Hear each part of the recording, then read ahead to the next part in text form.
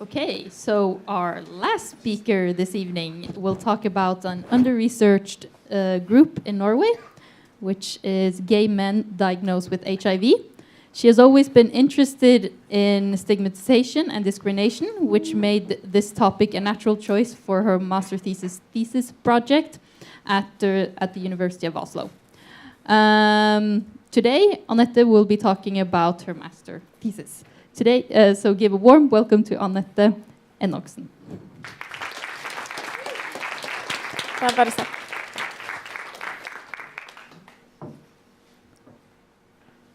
Okay. So you're sitting at the clinic. You're looking straight into the wall. You're afraid. The nurse is asking you a lot of questions. Didn't you expect this with all your sex partners? Were you in love with them all? The questions got nothing to do with your health checkup, but you answer anyway. You've just been told that you got HIV. So almost 6,300 people are living with HIV in Norway today. And a little more than 2,000 of these are men who have sex with men, and they are therefore overrepresented in these statistics. And a part of this group identify themselves as gay men, and they are the people that I have worked with in my studies. So a stigma can be defined as an enduring condition, status, or attribute that is negatively valued by a society and whose possession consequently discredits and disadvantages an individual. And both HIV and being gay can both be regarded as being stigmas.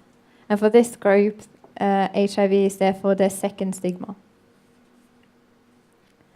So what then when you get an HIV? What's next? How much will this affect your life? Who are you now that you got HIV? Is HIV all you are now? How HIV is integrated into personality differs a lot. For some, HIV gets all-consuming. You think about it all the time, and everything works as a reminder that you got HIV.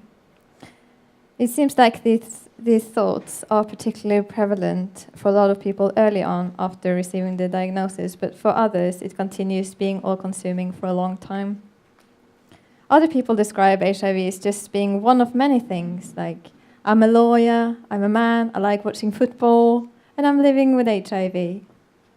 And some say, nah, it doesn't bother me much, but it's important for me as well that other people as well can see that I'm more than that.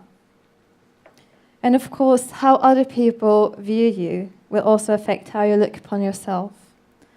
And how will others see you if they were to know? Will they think about you as before? Or will they abandon you if you tell them? So the challenge then is to find your own solutions to questions like, who should I tell? Do I want to tell anyone? And when and how should I tell people? And how will this affect the people that I love? And for many gay men, this will be familiar questions. And that's why HIV is sometimes described as the second closet. First you come out as gay. Maybe you just come out of it. You're starting to feel okay with it yourself. People know already.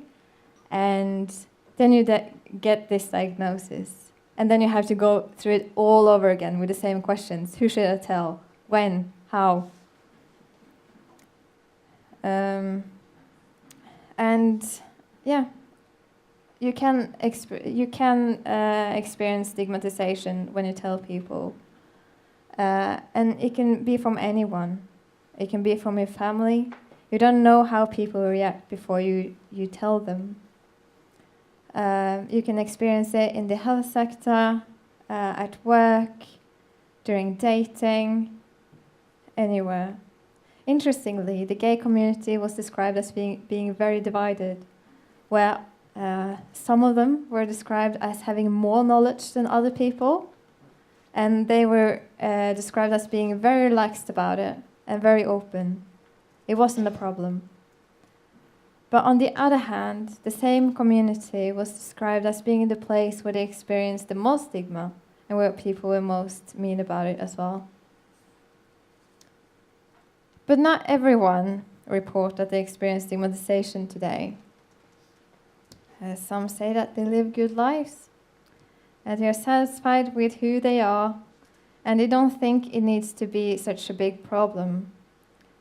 And I think that this is important to take note of, because it means that you can have a happy and good life even though you're living with HIV.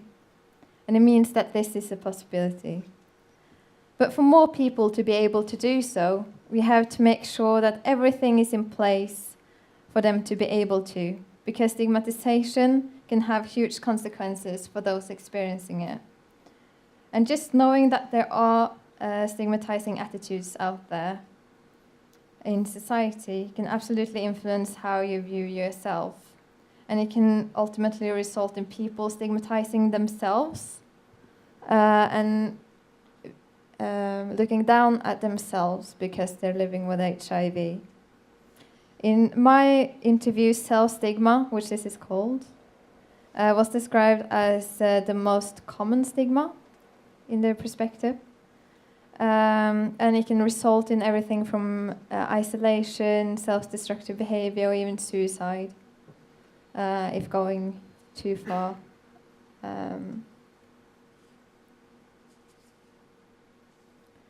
there are several things that we can do to improve the chances of people living with HIV to have good lives.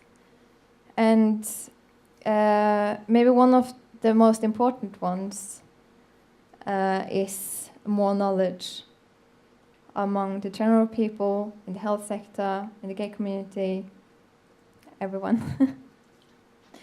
And we need knowledge about what HIV is, how it transmits, how it doesn't, the effectiveness of treatment, and how it is to live with HIV. For example, I don't know how many here today knows that if you're living with HIV, you're unsuccessful treatment and you don't have any other sexually transmitted infections, you are regarded as non-infectious, and that's even during sex. So knowledge is everything. I hope you learn a lot here today, and thank you so much for your attention. So thank you.